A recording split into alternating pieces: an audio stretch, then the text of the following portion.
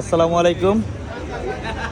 আমরা সিআরবি যেটা আয়োজিত এসিআইয়ের সহযোগিতায় আমরা চলে যাচ্ছি সুন্দরবনের উদ্দেশ্যে। আমাদের বাইকগুলি এখানে সবাই পার্ক করে রাখছি, এখন আমরা রেডি হচ্ছি। তো আমরা এখন সকল বাইকাররা রেডি হয়ে এখনই বের হয়ে যাব।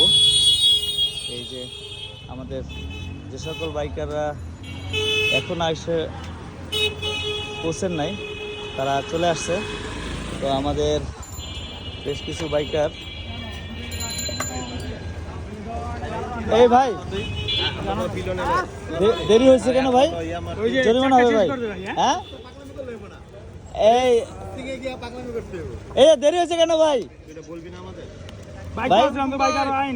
ভাই